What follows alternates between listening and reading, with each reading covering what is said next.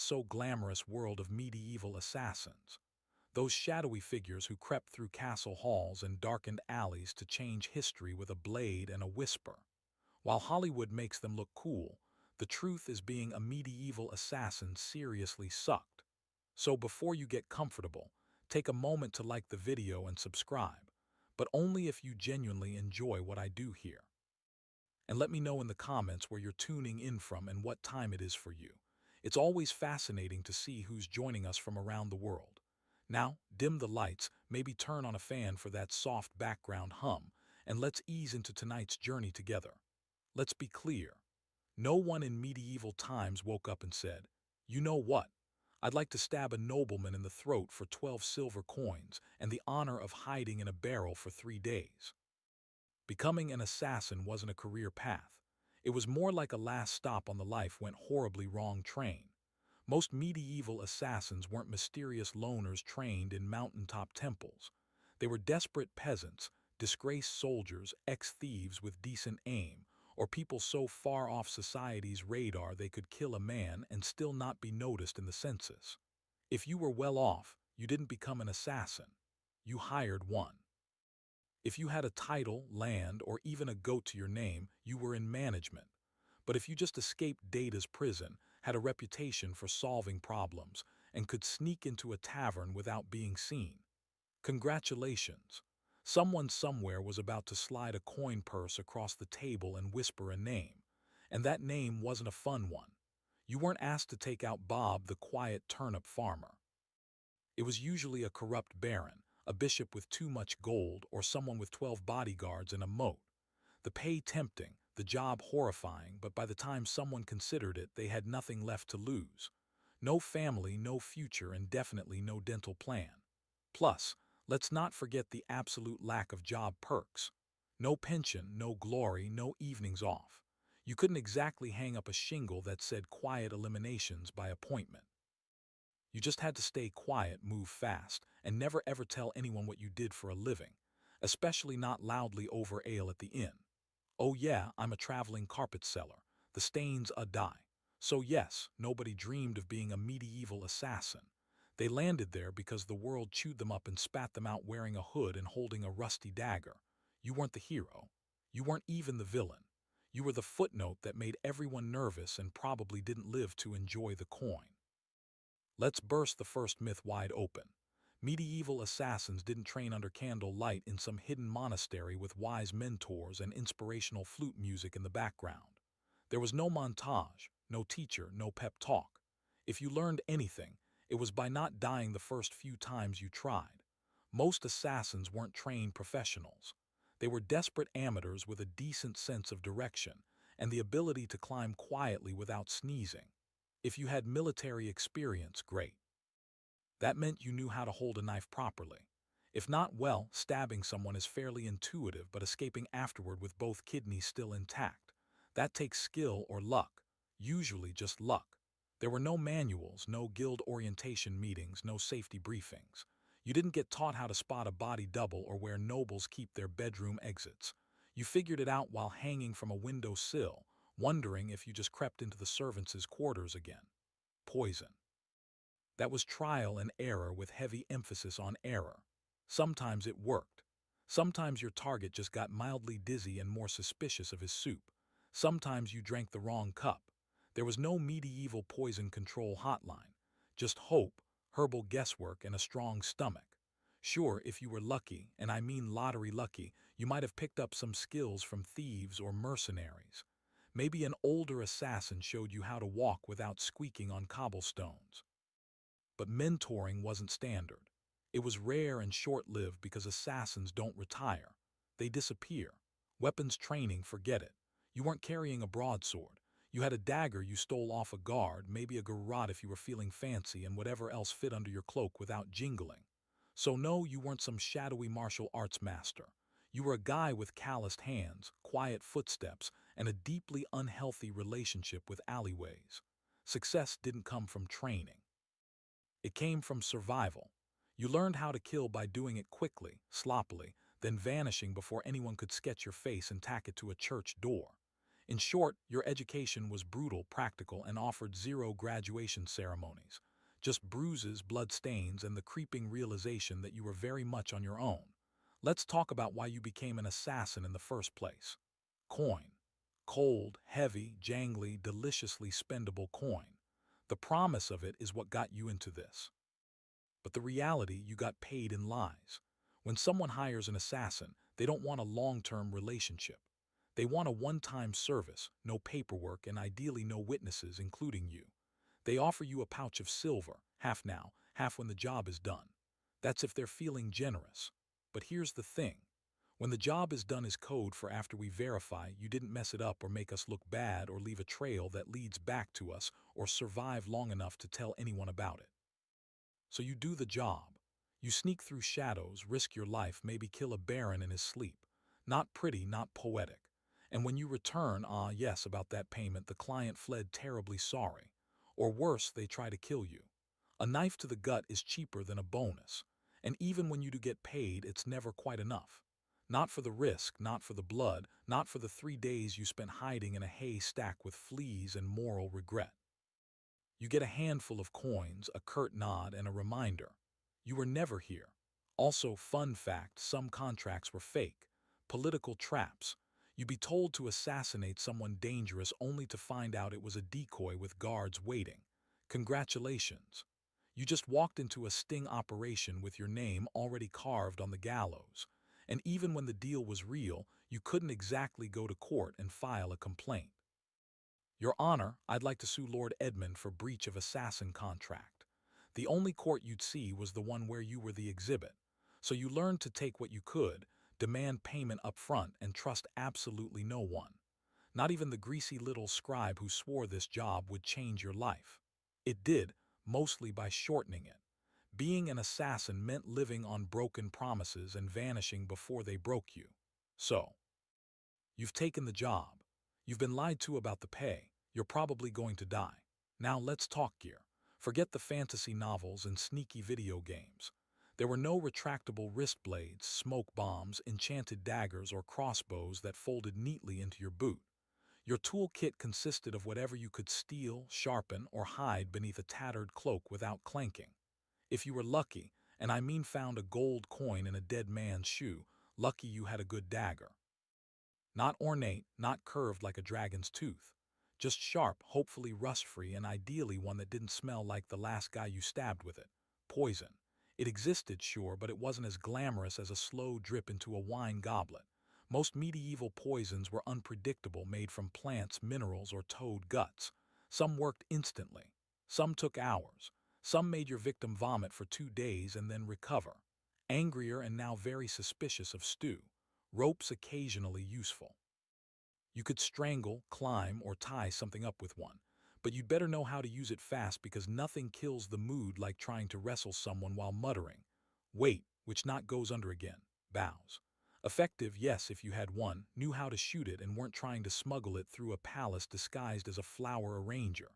Most assassinations were up close and personal.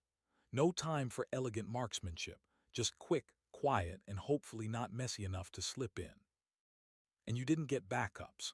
If your blade bent, broke, or fell down a well, time to improvise. Slate roof tile maybe, rusty nail worth a shot, shoe buckle with intent. Desperate times. You carried your tools hidden in hems, boots, or inside hollowed-out bread if needed. And you kept them close, not for safety, but because in this line of work, your weapon was your best friend, your boss, and your only retirement plan. There were no upgrades, no tinkering with gear between missions. You didn't polish your kit. You prayed it didn't betray you mid-strike because in the end it wasn't the weapon that did the killing. It was you alone, poorly equipped and expected to perform miracles with a spoon and a prayer. Assassins weren't hired to take out random drunks in back alleys. No one paid you to stab Jeff, the sleepy candle maker. Your targets were important. Nobles, bishops, military officers, sometimes even royalty. And those people, they were very hard to kill. First, there were the guards. Not one or two, dozens, armed, armored, and well-fed. Some guarded the front, some the back. Some just stood there looking intimidating, daring you to blink wrong. You'd spend days memorizing patrol patterns, door creaks, and exactly how many stairs it took before the knight with asthma needed a breather. Second, there were walls. Castles didn't have front porches. They had gadius, murder holes, and moats full of things that bite. If you didn't fall into the water, you still had to worry about arrow slits and boiling oil. Yes, boiling oil. Your job description included may get flamed for peeking. Third, there were the servants and staff, the cooks, scribes, and stable boys. One wrong look from you and they'd be whispering to the guard captain faster than you could say, "I'm just the herbalist." Assassins weren't just fighting swords. They were fighting gossip. And medieval gossip travels at light speed if it means someone gets to keep their head. And finally, your actual target, paranoid. Rightfully so. These people were surrounded by backstabbers, relatives with claims to their titles, and 36 people pretending to like them. They didn't eat without a tester. They didn't sleep without 3 locks on the door. Some even slept in decoy beds or rotated rooms like a deadly version of musical chairs. And don't get excited if you hear they're attending a feast. Yes, they'll be drunk, but so will you. And you'll still have to get past the royal guards, 3 dogs, a very alert jester, and 50 witnesses holding tankards. Even getting close to your target could take weeks. Posing as a servant, bribing a chambermaid, hiding in barrels. And when the moment finally came, you had one shot. One precise, perfect, non-squeaky, non-bloody ghost vanish in the night moment. Or you become the next public deterrent swinging from the castle gate with a sign that read, "Nice try." Let's be honest. When you picture a medieval assassin, you probably imagine sleek black robes, leather braces, maybe a mysterious hood billowing in the moonlight. Reality, you looked like a sick goat herder with something to hide. Disguises in the Middle Ages weren't exactly high fashion. You didn't have custom-tailored cloaks or retractable armor. You had whatever you could scavenge. Peasant rags, a monk's robe 2 sizes too big, or the remains of a guard uniform that definitely still smelled like its previous owner. The goal was to blend in, but blending in meant looking like everyone else who hadn't bathed in 2 weeks, limped from old injuries, and had a nervous twitch from malnutrition. You didn't look suspicious because of your cloak. You looked suspicious because you kept adjusting your belt to hide a dagger wrapped in cheesecloth. And forget masks.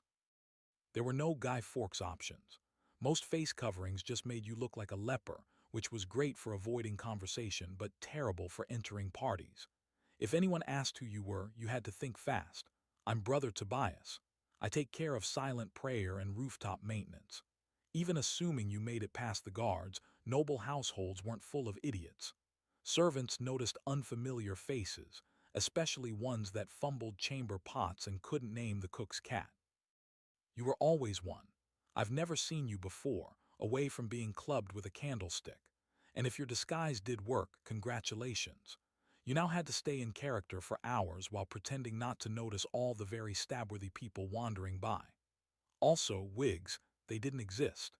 If you needed to look older or younger, you were stuck smearing dirt on your face, squinting, and hoping no one got close enough to notice that your beard was glued on with honey. The truth was, your disguise didn't protect you. It gave you maybe 5 minutes of confusion. After that, you had to be gone, invisible, or very, very convincing. And if anyone saw through it, well, let's just say no one wants to be the assassin caught in the bishop's laundry room wearing a nun's habit and holding a sword, especially not on a feast day. In medieval times, if you were an assassin, you didn't have a team. You didn't have a sidekick with a crossbow, a clever alchemist in a secret lair, or a handler who gave you coded scrolls and warm encouragement. You had you, a rusty dagger and crippling trust issues. There were no guilds, at least not ones you could actually count on. And if there were whispers of a brotherhood of assassins, it was mostly tavern talk fueled by me and boredom. You were more likely to meet a ghost than another professional killer who wanted to network. Why the isolation? Because in your business, the fewer people who knew you existed, the longer you lived. Every contact was a risk, every loose tongue a potential noose. Even your client might not know your real name, and if they did, you were already planning your exit. Companionship. Laughable. Friends asked questions.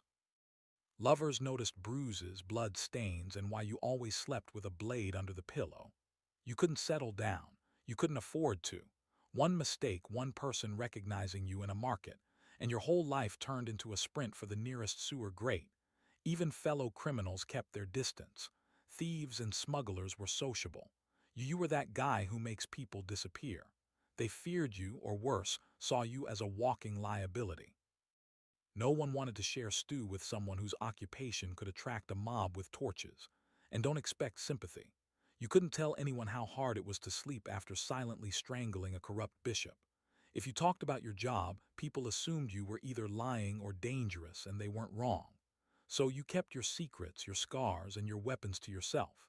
At inns, you sat in the darkest corner, back to the wall, eyes always scanning the door.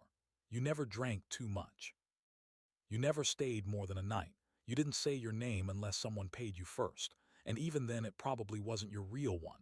Being a medieval assassin meant perfecting the art of vanishing, not just in a crowd, but from every life you never got to have. Let's say you took the job, you planned your route, you bribed the right doorman, you disguised yourself as a very convincing chimney sweep, and then you froze. Maybe the target turned around unexpectedly. Maybe they were with their child. Maybe you got the shakes at the worst possible moment and your knife hand trembled like a terrified squirrel. Guess what? You're now dead. Because failure for a medieval assassin wasn't a slap on the wrist or a bad performance review. It was a public, painful, and wildly theatrical death, often involving ropes, fire, wheels, or sharp iron devices with names like the Bone Cracker's Delight. Missing the kill meant blowing the whole operation. Your target lived and immediately told everyone that someone tried to murder them. Suddenly, you weren't a shadow. You were a wanted man with a detailed description and probably a crude sketch tacked to every tavern wall within 30 m, and those guards you once snuck past, now they're motivated. Sometimes it wasn't even your target you had to worry about. It was your client. If you failed, you were no longer an asset. You were a liability, someone who could be tortured, interrogated, or worse. Talk. The very people who paid you would be the first to put out a second contract on you. And there were no second chances. No, sorry, the blade slipped. I'll try again tomorrow. You had one shot, one moment in time. And if you blew it, the best you could hope for was to die quickly before anyone found out who hired you. Failure also meant shame. The silent, humiliating kind. You didn't just fail to kill. You failed to be invisible, to be perfect. And for assassins, perfection was survival. Anything less might as well paint a target on your back and start practicing your final word speech. It didn't matter how many jobs you'd done before. No one cared that you succeeded 12 times, because in this profession you're only as good as your last kill, and if your last kill didn't happen, you'd better start running. So you did it. The plan worked. The dagger struck true. No screams, no guards, just a clean drop to the floor and a very important person who now wasn't. Congratulations. Now run for your life. Because being a successful assassin in medieval times didn't mean sipping wine on a rooftop while the city burns behind you. It meant fleeing through back alleys with someone's blood on your boots and a dog already sniffing your trail. There was no victory lap, no post-job drink with colleagues, no casual debrief with your client. You didn't even get a moment to admire your work. The moment your blade struck, your new job became escaping everyone who now wants to murder you in increasingly creative ways. Guards coming, doors locked, horses tied up on the other side of town. You probably bleeding. You had to plan your exit before the kill. Routes, disguises, fallback safehouses. Maybe a boatman who owed you a favor or at least didn't ask questions because the city would go on lockdown within minutes. No one wanted a scandal. And lockdown meant closed gates, armed checkpoints, and a dozen angry men with swords who all just received your rough sketch, and the phrase may be armed and extremely stabby. And let's talk about the client. Assuming they actually planned to pay you, they weren't going to meet you at a cozy tavern with a smile and a thank you card. They'd probably vanish too, because an assassin who just completed a job is the most dangerous person alive. You knew too much. You'd proven you could get into places others couldn't. So even when you succeeded, you walked away with coin in one hand and a giant target on your back. And what did you win?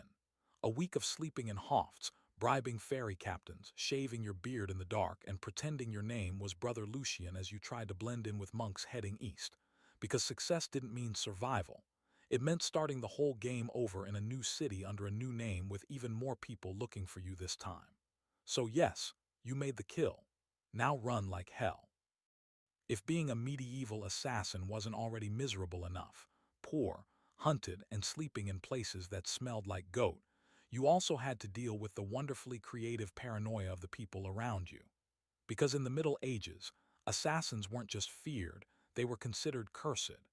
To the average peasant, you weren't just a killer in a hood. You were some unholy creature who whispered to demons and smeared frog guts on your blade under a full moon. Why else would you be able to sneak past guards and vanish in the dark? Logic wasn't exactly popular back then, but superstition, oh, that was everywhere. Some believed assassins could shapeshift. Others claimed you were invisible unless bathed in holy water. One popular tale suggested assassins made pacts with forest spirits and could breathe death through walls. Imagine walking through a village and hearing a woman mutter, "Don't make eye contact." He might hex the baby. Even your tools were suspect. Carrying a dagger. Clearly it was forged in a cursed forge. Using poison, that wasn't chemistry, that was witchcraft. And you probably stirred it with a severed toe under a blood moon. You'd think this fear might help you. After all, people avoided you, right? But the reality was worse. Superstitious mobs don't hesitate. They don't ask questions. They throw stones, set fires, and shout things like, "Burn him before he calls lightning." Your reputation made people overreact. The second someone died unexpectedly, illness, accident, choking on a chicken bone, someone would whisper, maybe it was a shadow man, maybe it was him. You could be hunted just for existing in the same village as a suspicious death. That meant you had to keep moving. Always. Stay too long and suddenly, a priest is ringing a bell while 5 angry farmers hold pitchforks like they've been waiting for this moment their entire lives. And heaven help you if you were caught with anything remotely weird. Dried herbs, strange coins, or even a foreign accent. That's all it took for someone to shout sorcerer and light a torch. In a world that believed monsters wore human faces, being too quiet, too clever, or too fast made you a threat. And in medieval logic, threats had to die quickly and preferably on fire. Ah, poison, the assassin's weapon of elegance.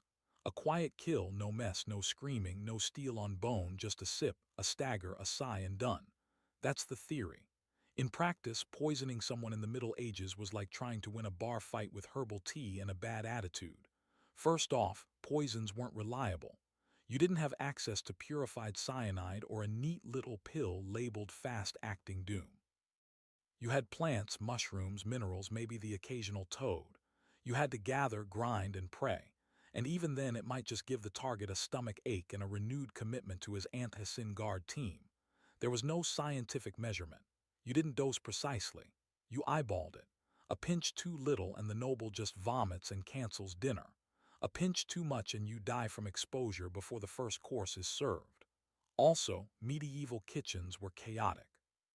You couldn't just waltz in and season the soup with nightshade.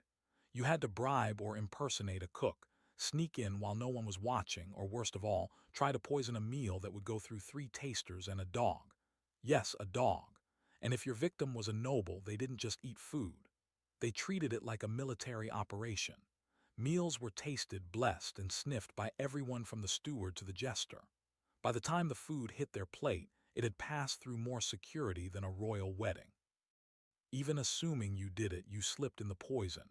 It wasn't detected and the target actually ate it. The next part was wildly unpredictable.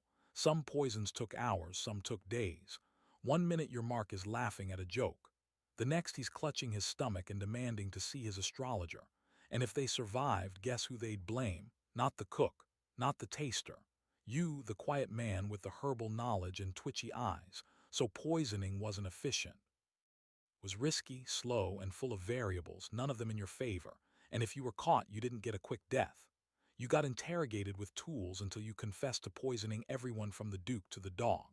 You'd think that if you successfully changed the course of history by removing a tyrant, sabotaging a royal bloodline, or silencing a political threat, someone would remember your name.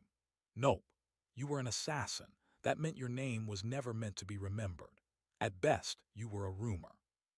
Some hooded figure, a foreigner with cold eyes, or the quiet man who never finished his ale. You might have pulled off the most legendary hit of the century and still ended up as a mysterious death in the official record. In fact, that was the point. Your client didn't want a story. They wanted plausible deniability. The fewer people who knew who did it, the safer they were, and the less likely they were to end up poisoned by their own assassin. So your name was buried the moment the job was done. If you even used a real one, you didn't sign your work. You didn't brag. You didn't keep trophies. You didn't exist outside the moment of the kill. And if someone did know your name, that was a loose end. And in your profession, loose ends had a very short shelf life. And forget about honor. There were no medals for silence.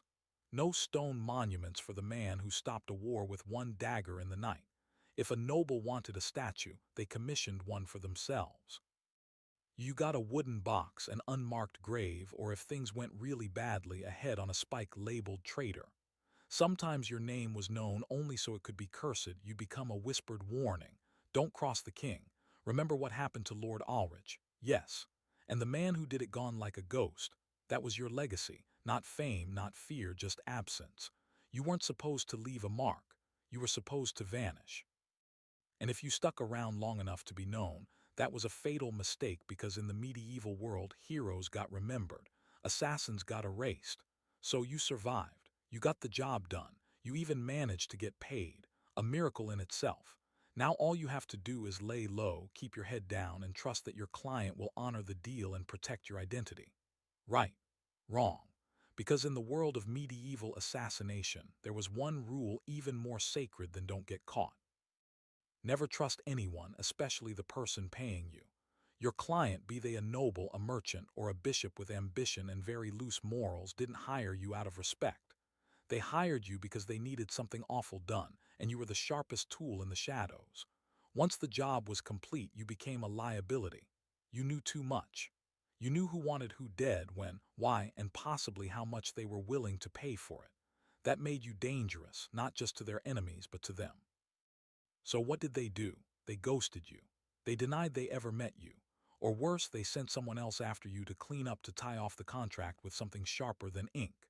There were even cases where clients double-booked, hiring one assassin to do the job and another to kill the first one immediately after.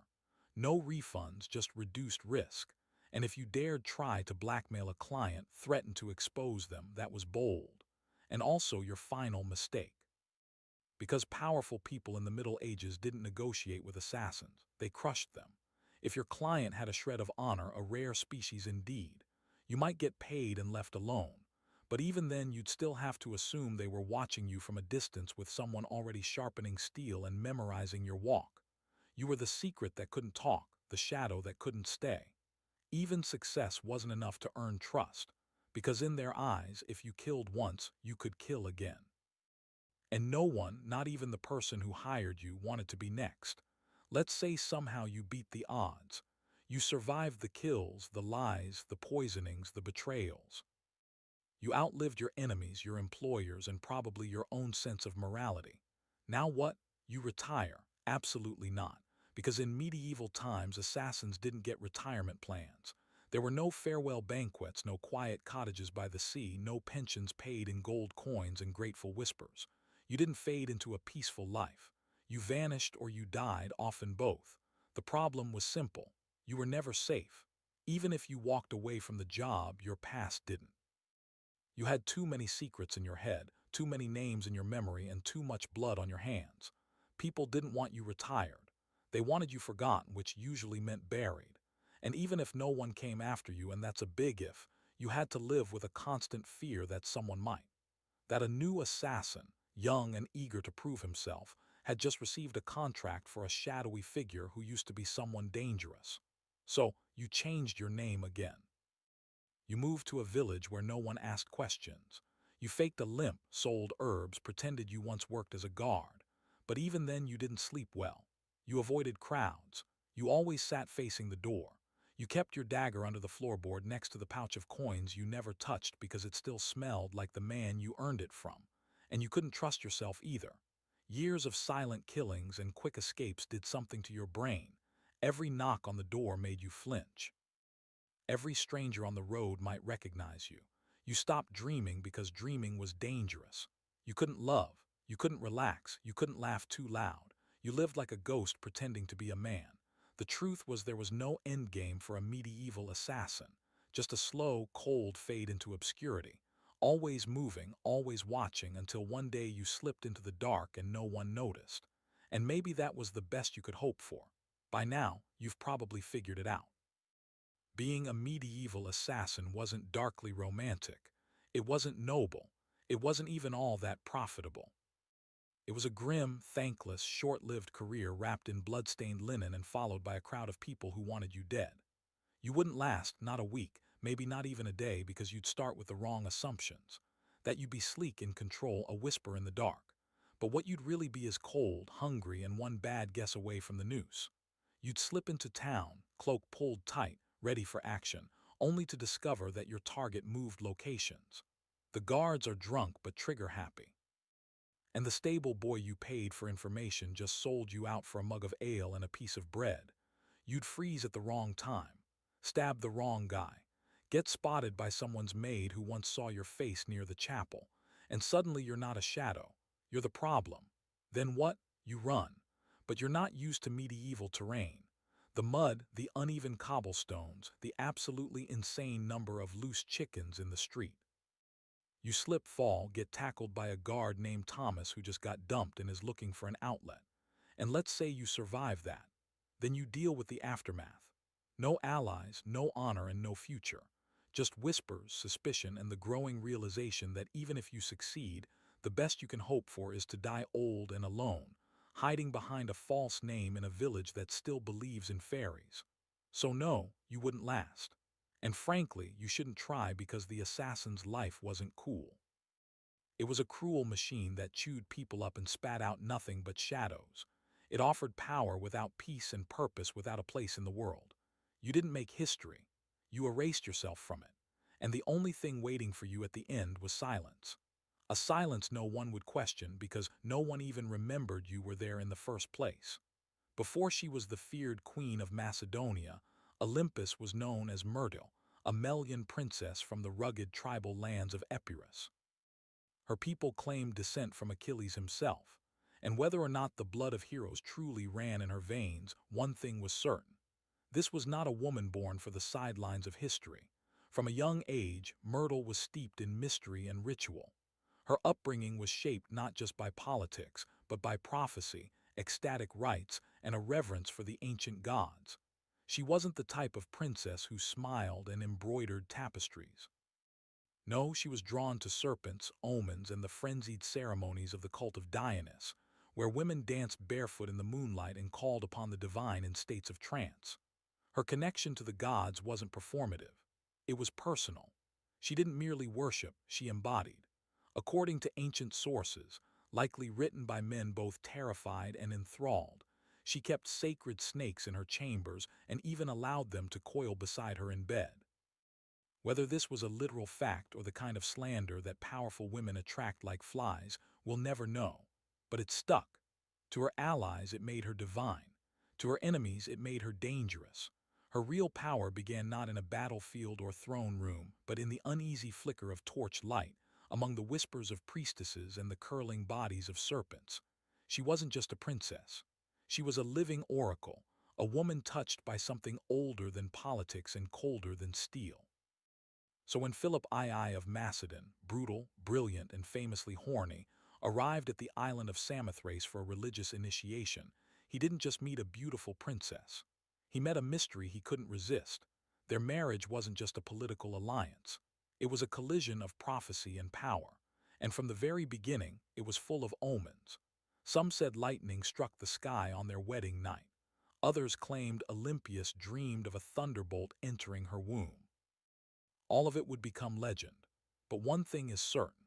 The union of Olympias and Philip didn't just create a child. It created Alexander the Great, and she intended to shape his destiny from the very first breath. Olympia's marriage to Philip II was not the fairy tale one might expect for a queen who would one day birth an empire. From the beginning, it was a combustible mix of prophecy, pride, and paranoia. Philip, ruthless, charismatic, and already collecting wives like trophies, married Olympias around 357 BCE. She was likely just a teenager, but she wasn't naive. She saw in Philip a man whose ambition matched her own, and perhaps even a divine match for her spiritual destiny. Macedon wasn't exactly an easy kingdom to walk into. It was a land of iron and ambition where kings were killed by cousins and brothers turned into rivals overnight. But Olympias, the priestess of Papyrus, walked in with her head held high and eyes already on the crown. Their marriage was rocky from the start. Philip, for all his political genius, was not built for monogamy.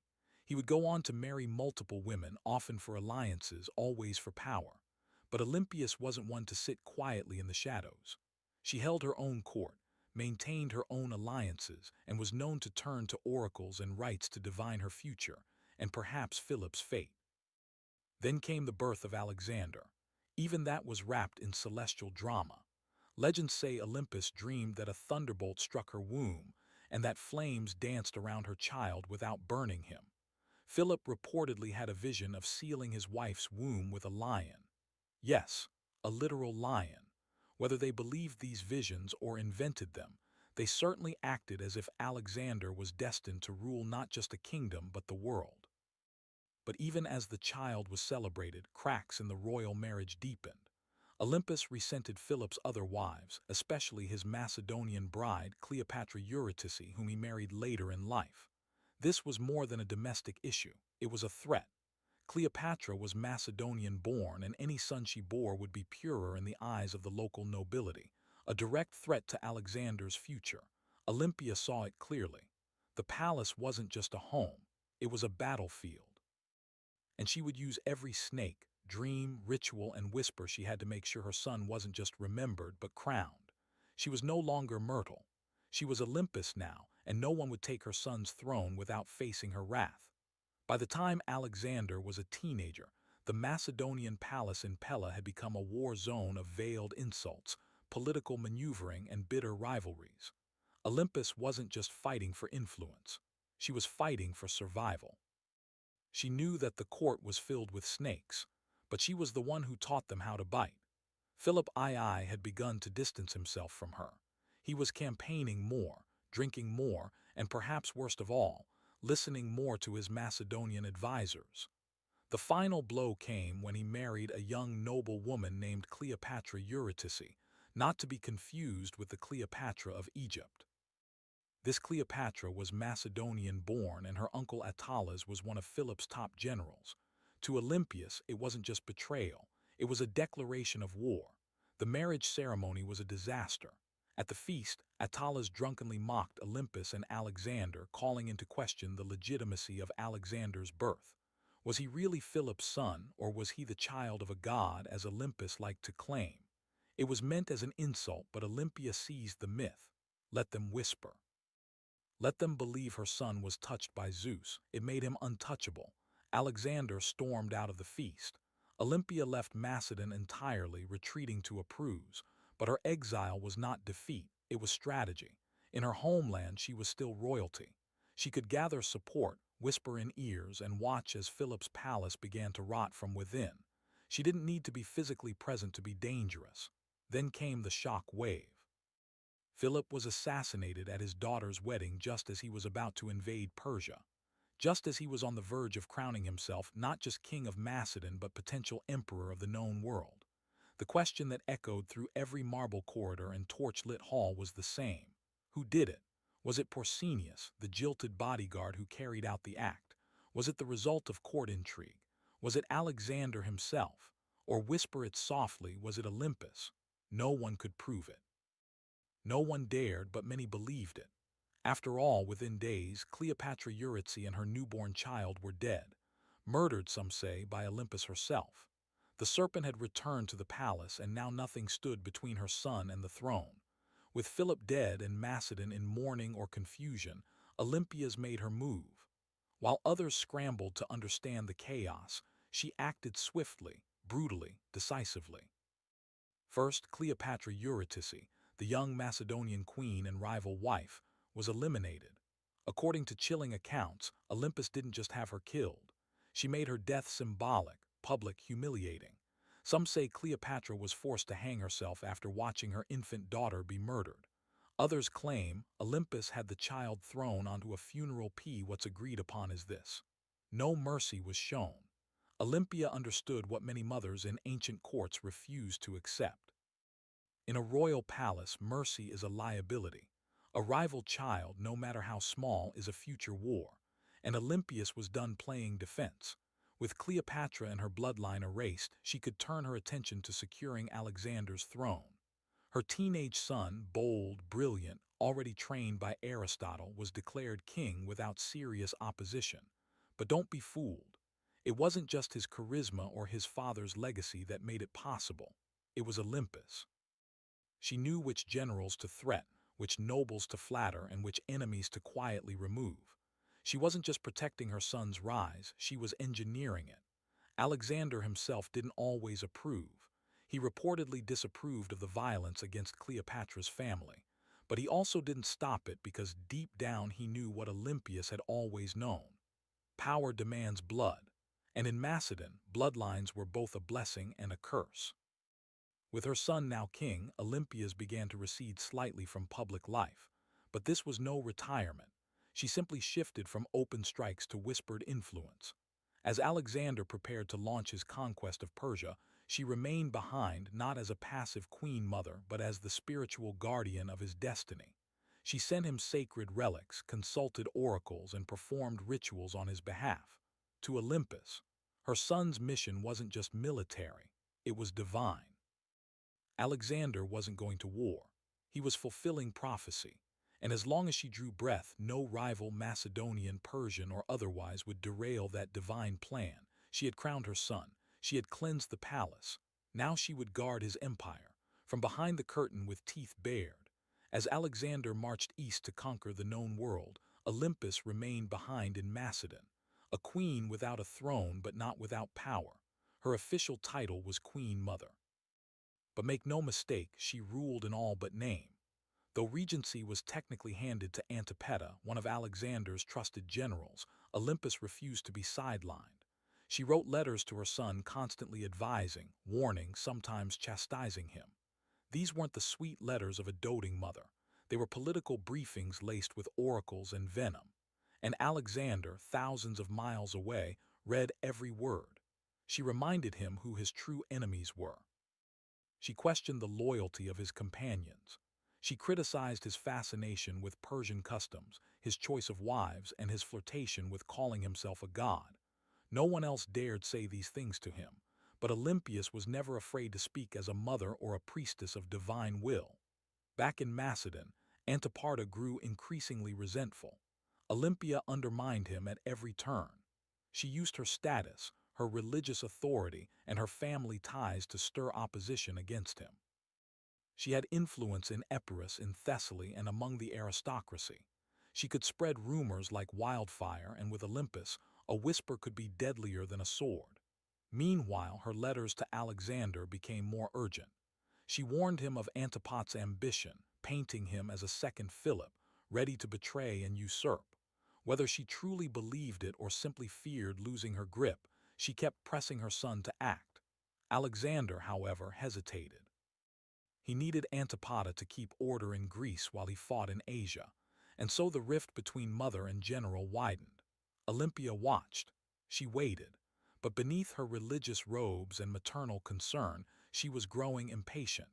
She hadn't endured years of palace warfare to be ruled over by an old soldier. As Alexander's empire stretched from the Aegean to India, Olympia saw cracks forming. He was taking on too much, trusting too many foreign advisors, and drifting away from the mother and the gods that made him. She believed his victories came from divine favor and from her. And if he forgot that, well, Olympus knew how to remind kings who they really were, even if that king was her own son. When news of Alexander's death in Babylon reached Macedon in 323 BCE, it didn't arrive like a trumpet. It arrived like a dagger. For Olympus, it wasn't just the loss of a son. It was the collapse of a world she had spent decades building. Her boy, the divine storm she had prophesied, raised, unleashed, was gone. And he'd left behind no clear heir, no single successor, only chaos. The mighty empire he carved out was already fracturing. Generals, his so-called successors, were already dividing it up like jackals around a corpse. Antiparta still held power in Macedon and Greece, and he had no love for Olympus. Worse, her daughter Cleopatra, Alexander's sister, was being courted by rival generals for marriage, each one hoping to use her bloodline as a claim to the throne. Olympia saw what was coming. Civil war wasn't a possibility, it was inevitable, and once again she would have to act, but she no longer had Alexander. What she had instead was his bloodline. His young son, Alexander IV, born to Roxana, the Bactrian princess Alexander had married. Roxana, still in Macedon, was vulnerable. The boy was even more so. Olympus recognized that the infant was now the last true piece of her son's legacy, and that made him a target, but it also made him a weapon. She allied herself with Roxana and the boy, determined to protect them and use the child's birthright to stake her own claim in the political battlefield. But the tide was turning. The generals who once bowed to Alexander had no interest in kneeling to his widow or his mother. They had armies now, ambitions and grudges. Olympus didn't flinch. She'd faced snakes, traitors, and kings. A few warlords with crowns and stolen spears wouldn't scare her, so she plotted, she waited. She watched as Antiparta died and was replaced by his son, Cassander, a man with ice in his veins and no tolerance for the old queen's games. It was only a matter of time before these two forces collided. The serpent mother of Alexander and the cold-eyed user who wanted her buried. Alexander was gone, but his shadow was still moving, and Olympus was still coiled within it, ready to strike. Years after Alexander's death, while his empire crumbled into civil war, Olympia made her most audacious move yet. She returned to Macedon, not as a grieving mother, but as a political force of divine fury. The regency had been splintered. Cassandra, the son of her old enemy Antipas, was seizing power, and Roxana, along with young Alexander of ETH, was effectively imprisoned. Olympia saw the writing on the wall. If she did not act now, her grandson would vanish like a shadow at dusk. So she made a deal with Polyperchon, an aging general who still held a flicker of legitimate authority. Olympus would return not to plead but to rule. With Polypon's backing, she entered Macedon at the head of an army, and the moment her feet touched home soil, everything changed. Towns opened their gates. Soldiers defected to her side. Even some of her old enemies hesitated. Olympia's, despite her age, was still a name that shook the ground. Then came her vengeance. One by one, she hunted down the loyalists of Cassander, and when she finally caught Philip III Aratus, Alexander's mentally impaired half-brother and puppet king, she ordered his execution. According to some sources, his wife Eurydice was captured and given the opportunity to kill herself. When she refused, Olympus had her strangled. It was brutality veiled in royal protocol, and Olympus, ever theatrical, staged the scene like a goddess delivering justice. Her message was clear. Only the bloodline of Alexander had the right to rule. Everyone else was a pretender.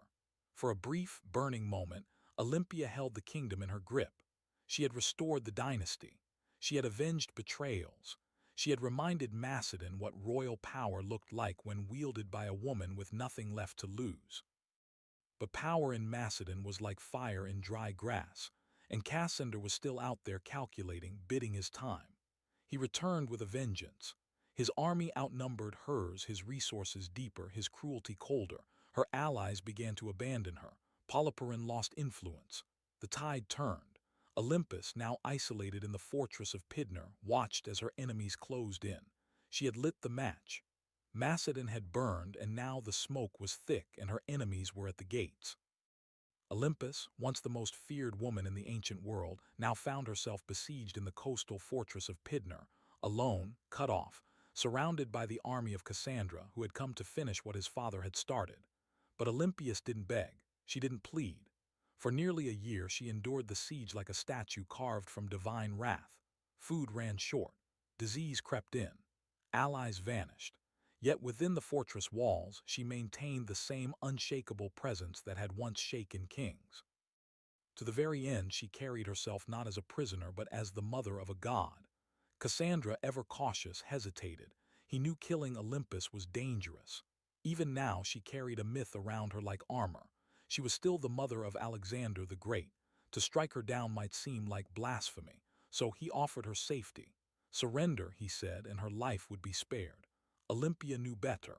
She had seen too many royal promises turn to ash. Still, hunger was no longer just a discomfort. It was death. Her garrison broke, her followers surrendered, and Olympias, unbending until the very end, was finally handed over to her enemies. Cassandra didn't kill her himself. That would have been too simple and too merciful. Instead, he turned her over to the families of those she had executed during her brief return to power. Let them decide her fate. They condemned her to death. But here's the catch. When the executioners came, no one dared strike the first blow. Olympia stood tall, regal, silent, eyes fixed on them like an oracle staring through smoke. These were Macedonians. They had grown up hearing of her rituals, her visions, her snakes. They had once cheered her son as a living god. And now here she stood, a frail old woman cloaked in myth. And not a single man had the courage to swing the sword. So Cassandra sent others, foreigners, outsiders, people who had no memory of her power, only orders to follow. And thus, Olympus was finally struck down. Not with ceremony, not with dignity, but with silence. Her death marked the end of Alexander's bloodline in any meaningful power. And with it, the final ember of an empire founded on divine ambition was snuffed out.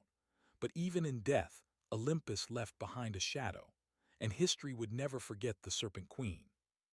Olympus died not on a throne, but in the dust, unarmed, abandoned, and executed by the very people she once ruled. But history is strange. It does not always favor the ones who die in silk sheets. Sometimes it remembers those who went down hissing. And Olympus was never meant for quiet history. In life, she had wielded motherhood like a sword and prophecy like a shield. She wasn't just the mother of Alexander the Great. She was one of the architects of his rise. Without her, there is no myth of the divine child, no rituals whispering of thunderbolts and lions, no ruthless purging of rivals that cleared the path for a teenage king to rule the known world. Olympus didn't just give birth to an empire. She defended it with claws. Yet, even among the ancient world's most ruthless dynasts, Olympia stands apart. She didn't command armies in the field like Cleopatra or ride into battle like Boudicca. Her battlefield was subtler and colder. It was a world of poison goblets, political marriages, priestesses, and oracles. She understood the power of fear, and even more importantly, she understood the power of belief. She made people believe her son was divine, and she may have believed it herself. Her enemies branded her a murderer, a witch, a manipulator, and they weren't wrong. Olympia was all those things and more. She was the product of a brutal world that respected cunning far more than kindness, and she learned early that mercy was a luxury queens couldn't afford. In the centuries that followed, she was both vilified and mythologized. Some called her a villain, others a visionary, but no historian, ancient or modern, could call her irrelevant. She haunted the legacy of Alexander like a phantom, always in the background, always just behind the curtain. And maybe that's exactly where she belonged, not as a tragic mother or a footnote in a king's story, but as a story unto herself. The woman who wrapped herself in prophecy, slept beside snakes, and outlived gods. Olympia's bones turned to dust long ago, but her legend endures in every tale of ruthless queens. In every whisper of blood-borne destiny, in every empire built on myth, she is still there, coiled in the dark, waiting. On the sun-bleached island of Crete, just a few miles south of the modern city of Heracleion, lies a ruin that feels more like a dream than a real place. Stone corridors snake in all directions. Rooms twist and double back. Staircases lead nowhere. It's easy to lose your sense of direction even today. This place is Knossos, the heart of Minoan civilization and the supposed inspiration for one of the most enduring myths in human history, the Labyrinth of the Minotaur. But before there was a legend, there was a palace. A palace unlike any other. Built around 1900 BCE and expanded over centuries, Nos wasn't just a royal residence. It was an entire city under one roof, covering nearly 150,000 square feet.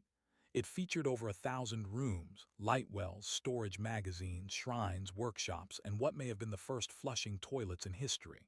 It had running water, multi-story apartments, and an intricate system of air circulation. This wasn't a primitive fortress. It was an architectural masterpiece. To modern archaeologists, Nos looks like organized chaos. To ancient visitors, it probably felt like magic. The man who brought Nos into modern awareness was British archaeologist Arthur Evans. In the early 1900s, Evans excavated the site and quickly became convinced that this was the origin of the Greek labyrinth myth. The layout was disorienting, the architecture deeply symbolic, and everywhere he turned, he found motifs of bulls painted on walls, carved into stone, or sculpted into tiny golden charms. The bull, after all, was sacred to the Minoans. Evans even went so far as to name the civilization after the mythic king Minos. Whether Minos was real or not, his legend became inseparable from the ruins. But here's the twist. No one's found a literal labyrinth.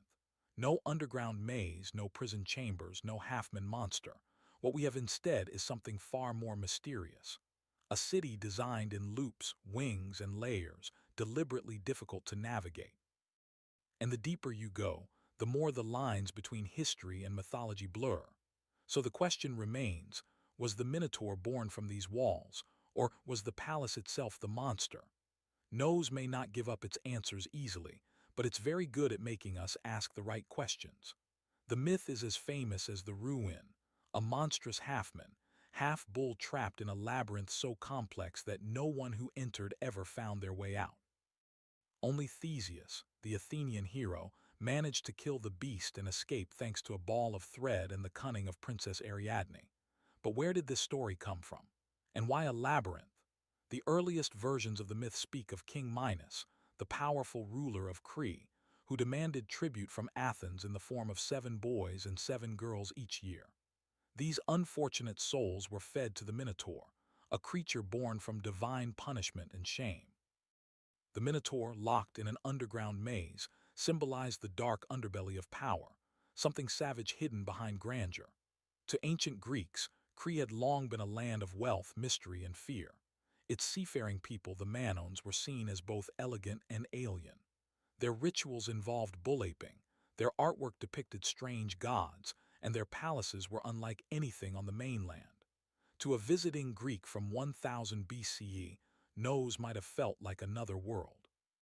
The bull itself was sacred in Minoan culture. Frescoes show young men and women vaulting over charging bulls in ritual displays. Horns of consecration, stylized bull horns, appear on rooftops and altars. Combine this with a palace that feels like a maze, and the ingredients for a legend begin to stir. But what if the miner wasn't just a monster? What if it was a metaphor? Some scholars believe the tale reflects a memory of Cretan dominance over the Aegean, a time when Athens truly did pay tribute to a stronger, stranger power. The labyrinth could symbolize the political entrapment of weaker states, and the Minotaur, the raw, terrifying force behind Minoan rule. Others argue it's more psychological. The labyrinth as the unconscious mind, the Minotaur as our hidden urges, and Theseus the hero walking bravely into the darkness, guided only by the thread of memory. Still, the myth remains tangled with Nos. The palace is the closest thing we've ever found to a real labyrinth. No monster, no Ariadne, but perhaps something deeper. Not just a myth echoing through history, but a history that was asking to become myth. Long before Athens raised its marble temples or Sparta sharpened its spears, there was the Minoan civilization, one of the earliest advanced societies in Europe. They ruled not through conquest, but through trade, art, and what seems like an almost supernatural command of architecture. At the heart of their power stood Knossos, a palace that wasn't just a seat of royalty. It was a hub of culture, ritual, and economy. The Minoans flourished from around 2600 to 400 BCE. Based on Crete, they developed a sprawling trade network that reached Egypt, Mesopotamia, the Levant, and even the distant shores of Spain. Cut through the Mediterranean like silent arrows, effing pottery, saffron, bronze, and luxury goods. They didn't build vast armies. They built relationships, and that more than weapons made them rich. What's most striking about Minoan culture is how different it was from their later Greek successors. Their artwork celebrated nature, animals, and flowing human movement, not war or divine punishment. Frescoes showed dancers, dolphins, and athletes vaulting over bulls. Even their goddesses are different. Powerful bare-breasted figures often holding snakes, symbols of fertility, transformation, or protection. At the center of it all was Konos, not a fortress on a hill, but a complex in a fertile valley. It had no massive defensive walls, suggesting the Manons either felt secure on their island or projected enough power to make defense unnecessary. Their confidence was architectural. Multi-story buildings, colonnaded courtyards, and advanced plumbing systems hinted at a society far ahead of its time. And yet, for all their sophistication, the Manoans left behind no deciphered written records. Their primary script, Linear A, remains unreadable to this day. We don't know what they called themselves. We don't know what their kings believed, what prayers they spoke, or what truly happened behind the walls of Nos. All we have are their ruins, their art, and their influence, absorbed later by the Machinians and echoed in Greek myths. The Manoans were not just builders of palaces. They were architects of mystery. And Nos wasn't merely a building. It was the beating heart of a civilization that shimmered for a moment like sunlight on the Aegean and then vanished. But some say their echo still wanders the maze. To walk through Gnosis is to walk through time. Layered, confusing, beautiful time. It's not just the scale that overwhelms you. It's the design. Rooms lead to rooms, corridors split and vanish. Light wells cut through the heart of the building. Stairs spiral into shadows or emerge suddenly into sunlit courtyards. Nothing moves in a straight line. It's not hard to see why ancient visitors might have whispered labyrinth. Kossos wasn't just a palace. It was a living organism, spanning an estimated 150,000 square ft. The complex contained over 1,000 chambers, some tiny, some grand. These weren't randomly placed rooms. They were purpose-built workshops, storage spaces, shrines, apartments, and throne rooms, all arranged around a large central courtyard that may have hosted public ceremonies or bulling rituals. The palace was built on multiple levels up to 4 or 5 stories tall in places using natural slopes and artificial terraces. To navigate it without getting lost, you'd need memory, instinct, or a thread like Theseus. And yet, this apparent chaos hides a remarkable intelligence.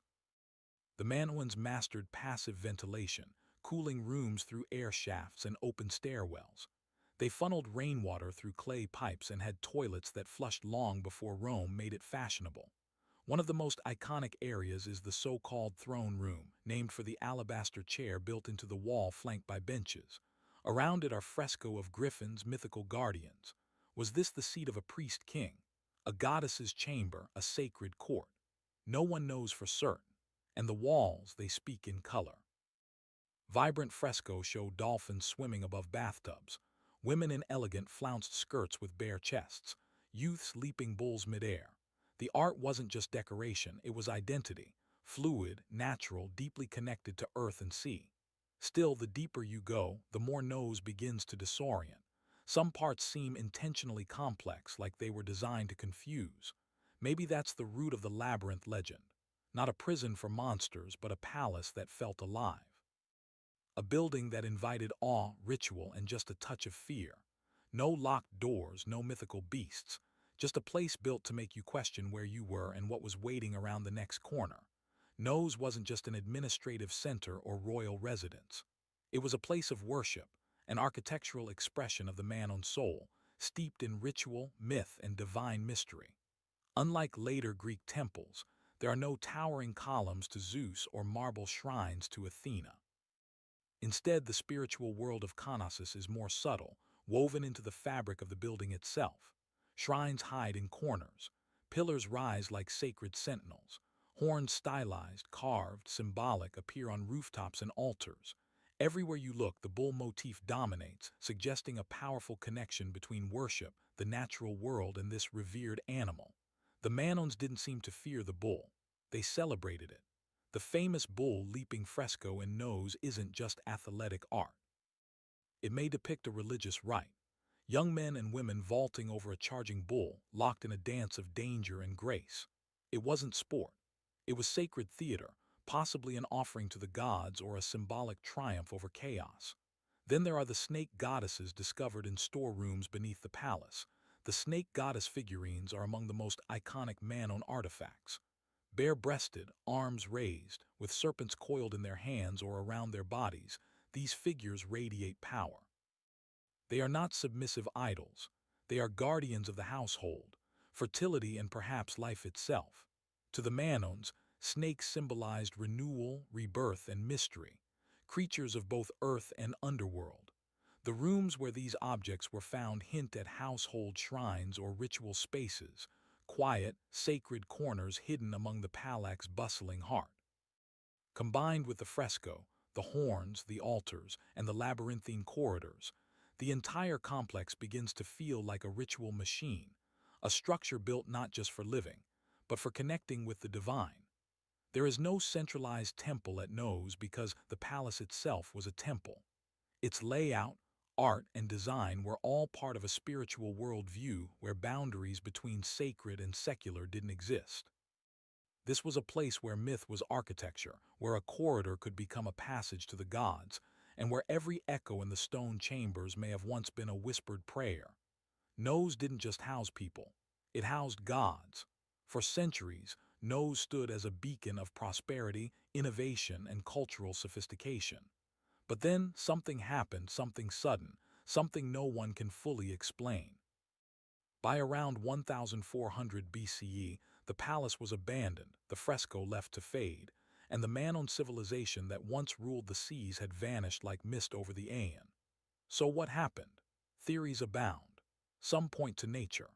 Around 1600 BCE, the volcanic island of Thera, modern-day Santorini, erupted in one of the largest explosions in human history.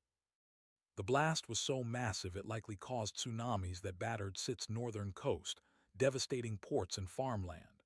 Ash clouds may have blocked the sun, choking crops and disrupting the climate. While Knossos wasn't immediately destroyed, the aftermath of the eruption may have shaken the foundations economically, politically, and spiritually. Others looked to war. By 1450 BCE, the rising power of the Mycenaeans, mainland Greeks, may have taken advantage of man-own weakness. Archaeological evidence suggests Nose was reoccupied briefly, but the culture had changed. The art became more martial. Linear A, the man-owned script, was replaced with Linear B, used by Mycenaean scribes. The palace that once thrived with snake goddesses and buldancers now whispered in a foreign tongue. Some scholars believe the Mycenaeans didn't invade in a single conquest but gradually absorbed the island, first through trade, then influence, and finally rule. Others argue that internal collapse, a civil uprising, political instability, or the failure of the elite may have contributed just as much. What's striking, though, is how little violence is evident in the ruins. There are no charred skeletons, no signs of mass slaughter. Nose didn't fall with a scream. It fell with a whisper. The great palatial system simply stopped. The rooms went quiet. The rituals ended, and nature slowly crept back in. By the time Homer sang of Cree in his epics, Nose was already ancient myth, a memory tangled in stories of kings, monsters, and labyrinths. And maybe that's fitting because what killed Konos wasn't just eruption or invasion. It was time and the way all great things, no matter how beautiful, eventually vanish beneath the weight of new empires. But the bones remain. And if you listen closely, the maze still hums beneath the earth. For thousands of years, Gnosis lay buried beneath the Cretan soil. Just another mound of stone lost to time. Its name forgotten, its myths distorted, its walls swallowed by olive groves and dust. That is until one man decided to chase a legend. His name was Sir Arthur Evans, and he didn't just rediscover Gnosis, he reimagined it. In 1900, Evans, a British archaeologist with a flair for drama and a deep love for Homeric myth, purchased the land that covered the ancient ruins. Local farmers had been finding strange seals and artifacts, clues that something enormous lay beneath their feet. Evans dug in. What he found would change the history of the Aeon forever. He uncovered a palace so vast, so complex, and so advanced that he was convinced this was the mythical home of King Minos. The fresco, the horns, the sheer architectural strangeness of the site. It all pointed in his mind to one thing: the labyrinth. Evans wasn't just an archaeologist. He was a storyteller, and sometimes a controversial one. He named the people who built Konos the Manoans after Minos. He interpreted symbols, reconstructed fresco, and restored parts of the palace using reinforced concrete, a move that has drawn both praise and criticism. Some call it visionary, others call it vandalism, because what you see today at Knossos is partly ancient ruin and partly Edwardian imagination. Still, Evans did what no one else had dared. He brought Knossos back to life. He gave Europe a glimpse into a Bronze Age world far older than classical Greece, a civilization of art, mystery, and maritime elegance. He also unearthed the still undeciphered linear script, opening new questions about language, literacy, and the limits of our historical understanding. But Evans did more than excavate stone. He resurrected a myth and forced historians to reckon with the fact that behind the legend of the labyrinth was something real, something complex, something very human, a palace that felt like a maze, a civilization that slipped into shadow, and a man who peeled back the earth, only to discover a story far stranger and more beautiful than he had imagined. Nose had slept for 3,000 years. Evans rang the bell that woke it up. Walk through Knossos, and you're not just walking through architecture. You're walking through a language of symbols. Fresco, carvings, patterns, they're everywhere. But the Manoans didn't leave us a Rosetta Stone. Their primary script, Linear A, remains undeciphered. So instead of reading their thoughts, we must see them painted across plaster, carved into walls, and hidden in patterns. What exactly were they trying to say? The art of Knossos is unlike anything in the ancient world. There's no obsession with warfare, no rows of kings or battle-hardened heroes. Instead, we find nature, leaping dolphins, blooming leaves, birds in flight, and sacred bulls. The humans are alive, elegant, and often dancing or performing rituals. Even in scenes that suggest danger, there's rhythm and beauty. The Manoans weren't chronicling conquests. They were celebrating life cycles and possibly cosmic order. The most iconic symbol, though, is the double axe or labrys, found throughout Knossos in shrines on fresco, even etched into stones. The double axe is believed to be a religious symbol, possibly tied to female divinity or celestial cycles. Some suggest the very word labyrinth might derive from labis, making the labyrinth not a maze at all, but a house of the double axe, a sacred space, not a trap. Then there are the horns of consecration, stylized bull horns placed at top walls and altars. These may have been religious markers separating sacred space from the mundane. Combined with frequent depictions of bulls and bull-aping rituals, it's clear the animal had deep spiritual significance. Whether it represented nature, fertility, chaos, or a divine presence, no one agrees. But the bull is everywhere. Even the layout of Konos may have symbolic meaning. Some archaeologists believe it was built not just for function, but to mirror celestial or seasonal patterns. Its winding corridors and nested rooms could represent a journey through life, through death, through the underworld, a spiritual maze, not a physical prison. But without a deciphered script, every theory walks a thin line between insight and imagination. The Minoans spoke in symbols, not stories, and so we're left to interpret. What is Nose saying? We hear the rhythms. We see the images, but the meaning that remains just out of reach, like a thread unraveling into myth. Nose is a ruin, yes, but it doesn't feel dead. Walk its corridors today and you'll sense something humming just beneath the surface. Not ghosts, not gods, but echoes of myths, of lives, of questions that refuse to go away. Thousands of years after its fall, Nose still holds us in its maze. Tourists wander its halls, archaeologists dig for answers, and writers spin new tales inspired by its shadow. The Minotaur may be myth, but the feeling of the labyrinth is real.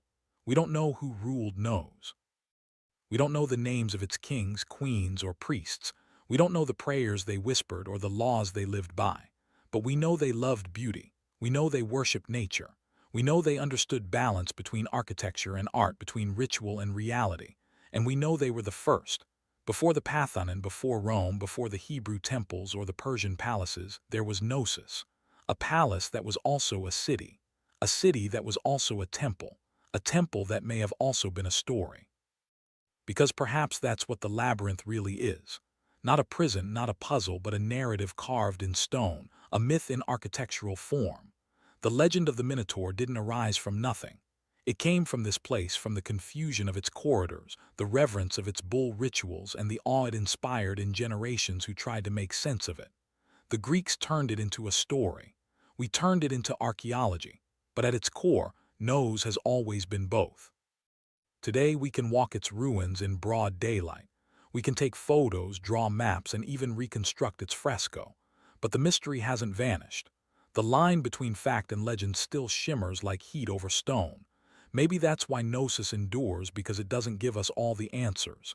It reminds us that sometimes history isn't meant to be solved. It's meant to be felt. And Nos, ancient, tangled, half-remembered, isn't just a place on a map. It's a question. One that leads us deeper with every step. And like Theseus, we're all still following the thread. Ancient engineers knew exactly what they were doing. The earliest rams were handheld. Teams of soldiers simply lifted a tree trunk and smashed it against enemy defenses like frenzied lumberjacks. But over time, the battering ram evolved. Engineers realized that mounting the ram inside a wheeled frame, often with a roof to protect the crew from arrows and boiling oil, turned it from a tool into a weapon of terror. The Assyrians, masters of siege warfare, turned rams into psychological weapons. Their siege towers combined rams with archer platforms, meaning a city's gates were being destroyed while defenders were under constant fire. Relief carvings from Nineveh show rams with pointed iron tips rolling up to the gates of rebellious cities like slow-moving gods of destruction. And it wasn't just the front door they were smashing. Rams were often used to breach weak points in walls, batter down watchtowers, or collapse gateaus entirely. Their presence meant one thing: surrender or watch your defenses crumble like stale bread. The Greeks refined them. The Romans perfected them. Roman engineers built massive rams called ares, Latin for ram, suspended with chains or ropes inside enormous siege shelters.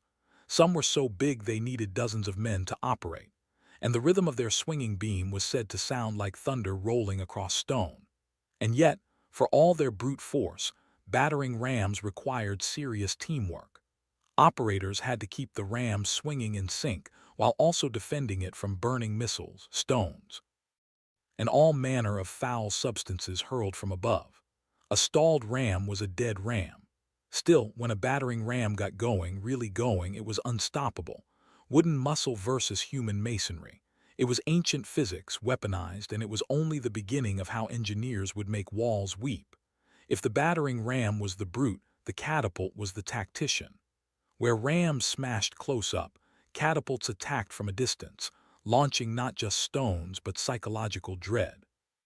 They were the first real artillery pieces in military history, and they revolutionized siege warfare by weaponizing physics in ways that felt almost magical to the enemy. The earliest catapults emerged from the Greek world around the 4th century BCE, a product of brilliant minds who wanted to add range and momentum to warfare. Dionysius I of Syracuse, a tyrant with a taste for cutting-edge violence, commissioned the first torsion-powered catapults, devices that used twisted bundles of sinew or hair as tension springs. These weren't slingshots for giants. They were precise instruments of siege terror. The genius lay in their mechanics. Engineers figured out that by twisting ropes tightly, often made from animal sinew, they could store enormous amounts of potential energy. When released, this force could hurl stones, javelins, or even flaming projectiles hundreds of meters. The two main types evolved quickly: the ballista, which launched massive bolts like a giant crossbow, and the stone-throwing catapult, which lobbed boulders over walls or directly at fortifications. Then came the Roman engineers who never met a Greek idea they couldn't improve. They built catapults that could be broken down, packed onto carts, and reassembled on site. Portable siege engines for professional armies. Some Roman catapults could fire 60 lb stones at incredible speeds, capable of tearing through wooden gates, battlements, and occasionally unlucky soldiers. Catapults weren't just about destruction. They were about spectacle. Ancient generals used them to send messages, sometimes literally. Corpses were launched over walls to spread disease and fear. Severed heads were lobbed into besieged cities to shatter morale. In one chilling case, diseased bodies were fired into enemy territory as an early form of biological warfare. But catapults had their flaws. They were heavy, required skilled crews, and could be rendered useless by bad terrain. Still, when set up properly, they could batter a city into submission from a safe distance. And for the first time in history, cities realized their thick stone walls didn't just need to withstand a ram. They had to survive the skis, because now destruction came flying. If the catapult was clever, the trebuchet was majestic, towering, creaking, and terrifying. It was the undisputed king of medieval siege warfare. When one appeared on the battlefield, it wasn't just a weapon. It was a statement. It said, "Your walls mean nothing." Unlike its tension-powered cousins, the trebuchet relied on gravity. At its core was a simple principle: a long, swinging arm mounted on a sturdy frame with a heavy counterweight on one end and a sling on the other. Raise the weight, let it drop, and the arm would whip around, flinging the sling and its deadly payload in a high arc over enemy defenses. It was controlled destruction, precise, predictable, and devastating. The origin of the trebuchet can be traced back to early traction models used by the Chinese as early as the 4th century BCE, where manpower replaced counterweights. But the counterweight trebuchet, the version that would rewrite siege warfare in Europe and the Islamic world, emerged in the 12th century, possibly through Byzantine or Muslim intermediaries. Once Europe got its hands on the design, it spread like wildfire through castles and crusades. The power was astonishing. A well-built trebuchet could launch 300 lb projectiles over 300 m stones. The size of furniture would crash into towers, pulverize walls, or crater enemy morale. But the real magic was in the arc. Unlike catapults, trebuchets could hurl projectiles over walls with finesse. This meant they weren't just smashing defenses. They were hitting courtyards, barracks, and supply depots inside. And it wasn't just stones. Trebuchets hurled everything: diseased animals, burning pitch, pots of lime to blind defenders, even messages or insults wrapped around rocks. One legendary account from the siege of Stirling Castle in Scotland tells of Warwolf, a trebuchet so massive that the enemy surrendered before it was even fired. The king refused to accept the surrender just so he could test the machine. But for all its destructive glory, the trebuchet wasn't fast. It took hours to build, minutes to reload, and demanded skilled engineers. Still, no other siege weapon combined range, force, and psychological horror quite like it. It was the medieval version of a slow-motion hammer from the heavens. And when that counterweight dropped, cities held their breath. While catapults launched from afar and battering rams smashed the gates, siege towers took a more personal approach. They rolled right up to the enemy's front door and dropped off armed invaders. Imagine a wooden skyscraper on wheels covered in wet hides to prevent fire, bristling with archers and spearmen. That was the siege tower, the ancient equivalent of an armored personnel carrier and a mobile fortress in one. And when one of these started rumbling toward your city walls, you knew that the real fight was about to begin. Siege towers weren't subtle. They were big, bold, and terrifyingly effective when used properly. The Assyrians may have been among the first to deploy them in the 9th century BCE, but it was the Greeks, and especially the Hellenistic kingdoms, that took the design to theatrical extremes. During the siege of Rhodes in 305 BCE, the Macedonian general Demetrius built a 9-story tower called the Helpolis, or Taker of Cities. It was over 100 ft tall, equipped with catapults, covered in iron plates, and moved by thousands of soldiers. It also broke under its own weight, but the ambition unmatched. The logic behind siege towers was simple: walls only work if you can't get over them. Siege towers eliminated that advantage by creating an elevated platform from which attackers could descend onto the battlements, bypassing gates and scaling ladders. From the top deck, archers could rain death down onto defenders, while troops on the lower levels prepared to board. But these towers weren't invincible. They were slow, vulnerable to mud, and prime targets for defenders with fire arrows, rolling boulders, or even sabotage terrain.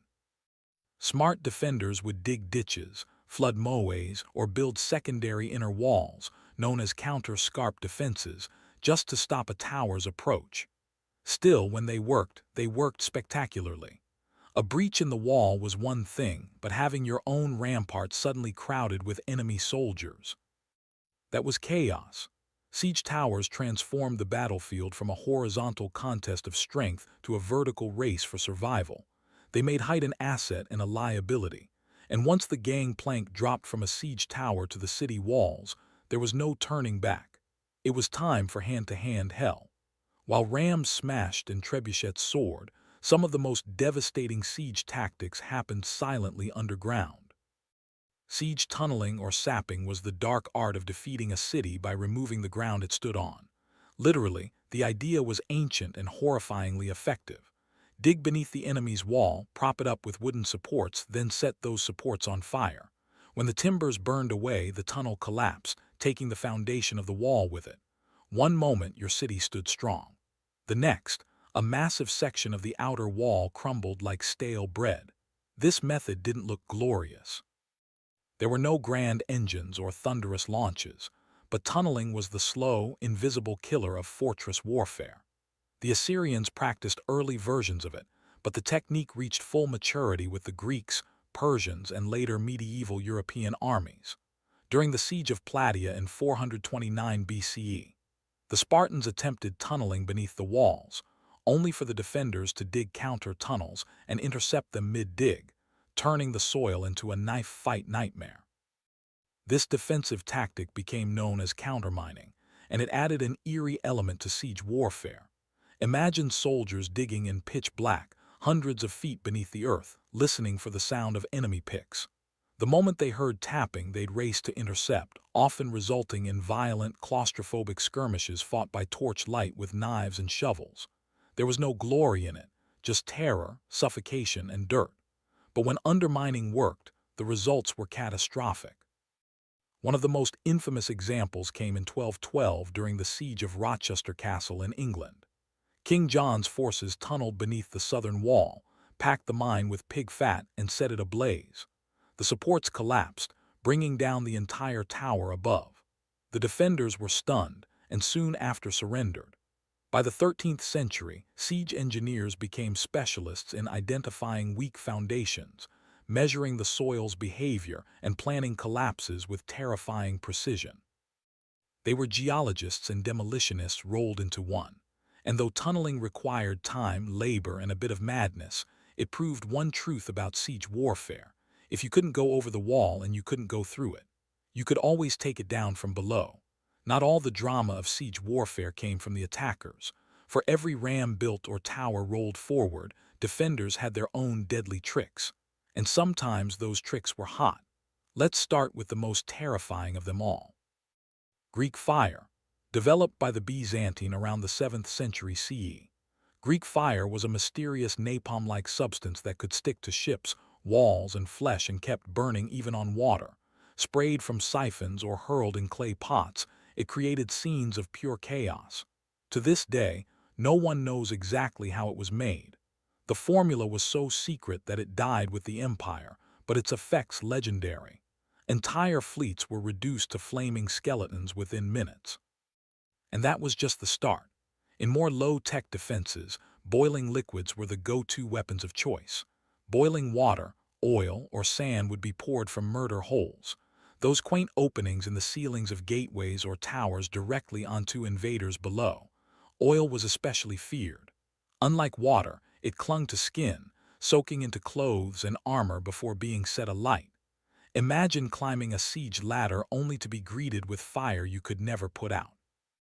Hot sand, though less dramatic, was vicious in its own right. It would slip into the gaps of armor, especially around the neck or wrists, causing second- and third-degree burns as it cooked the flesh beneath. It didn't look impressive from a distance, but it turned bold warriors into screaming wrecks in seconds. Defenders also relied on the good old laws of physics. Gravity became a weapon. Giant stones, logs, or even dead animals were dropped from parapets onto siege engines or dense formations of troops. The goal wasn't just to kill, it was to break the machines and morale at once. And then there were traps. Hidden pits, collapsing bridges, spiked barricades. Castles became puzzles of pain designed to slow, confuse, and punish. All of this served one purpose: delay. Every minute a wall held was a minute closer to enemy supply lines running thin, to disease spreading in camps, or to reinforcements arriving. Siege warfare was a game of attrition, and while the attackers had physics on their side, the defenders had creativity and a whole lot of boiling rage. In siege warfare, raw destruction was only half the goal. The other half was psychological domination, breaking the will of the defenders before the walls even came down. Siege weapons weren't just tools of war. They were massive, creaking, flaming symbols of doom. Every groaning wheel of a siege tower, every arcing boulder flung by a trebuchet was designed to plant one seed in the minds of those behind the walls. You are not safe. Ancient commanders knew this. The Assyrians paraded their siege engines openly, dragging them across deserts with grand fanfare. The Romans built their siege camps right in view of the enemy, letting defenders watch as battering rams were assembled and catapults tested. Siege was theater, and fear was part of the script. Sometimes the payloads themselves carried a message. Severed heads of messengers or generals would be launched over the walls, often still wearing their armor. At the siege of Constantinople, defenders were bombarded not only with rocks, but with bodies. Diseased corpses launched to spread panic and plague. During the Mongol siege of Kafur in 1346, it's believed that hurling plague-infected corpses over the walls helped trigger outbreaks of the Black Death in Europe. The trebuchet wasn't just a weapon, it was an announcement. When one of these giants was rolled into place, everyone inside the fortress could hear it before they saw it. The creaking of winches, the grinding of ropes, the heavy thunk of the counterweight, like the heartbeat of an incoming storm. But the most dangerous part, the unknown. You never knew what was coming next. Would it be a rock, a barrel of fire, a rain of arrows, or just silence? Ominous, heavy silence as engineers adjusted their aim. Even the sounds became psychological weapons. The rhythmic thump of a battering ram or the sudden silence before a shot would drive defenders mad with anticipation. For commanders, the goal was to create despair, to convince the enemy that resistance was pointless, that their gods had abandoned them, that their walls were nothing but temporary obstacles in the path of fate. And when that mental dam finally cracked, the gates often opened without a fight, because in siege warfare, sometimes the mind collapsed before the masonry. As gunpowder thundered onto the battlefield in the late medieval era, the age of traditional siege engines came to a slow, splintering end. But their legacy didn't vanish. It evolved. The invention of cannons changed everything. A single well-placed shot from a cannon could do in seconds what a trebuchet took hours to achieve. Stone walls, once considered impenetrable, became liabilities. By the 15th century, the great castles of Europe were crumbling, not from undermining or fire, but from iron balls crashing through their parapets. Siege warfare had entered its next phase, explosive, brutal, and deafening. And yet, the principles laid down by ancient siege engineers never disappeared. Modern artillery still owes a debt to the catapult and trebuchet. Every ballistic missile and long-range howitzer is just a high-tech descendant of the same question. How do you break what's meant to be unbreakable from a distance? Physics, trajectory, tension, and force, all discovered, tested, and perfected centuries before gunpowder ever entered the story. Even military psychology today, shock and awe, overwhelming firepower, visible dominance, has its roots in ancient siege tactics. Those towering siege engines rolling forward with flags snapping in the wind were the original shock and awe. They weren't just about breaching a wall. They were about breaking the spirit of a city. You can still see their legacy etched into the ruins of ancient cities. At Masada, where Roman siege ramps still scar the desert. At Constantinople, where layers of walls stood for 1,000 years against every machine imaginable. Until cannon fire finally brought them down at castles across Europe, where round towers and angled bastions tell the story of a world constantly redesigning itself to survive the next siege. And today, even in a world of drones and satellite-guided missiles, siege warfare hasn't vanished, it's just gone digital. Cities are still surrounded, defenders are still isolated. Walls are now firewalls, blockades, or even media blackouts. But the soul of the siege remains the same. Someone wants in, someone wants to keep them out, and both are willing to wait, build, and break to win. The battering rams are gone. The trebuchets are museum pieces, but the spirit of siege warfare, it's as alive and as destructive as ever. Thank you for sharing these boring hours with the Boring Hours historian. May the monotony of the past bring peace to your present. If the stillness was helpful, please consider returning for another day in the clerk's life. We will continue tomorrow with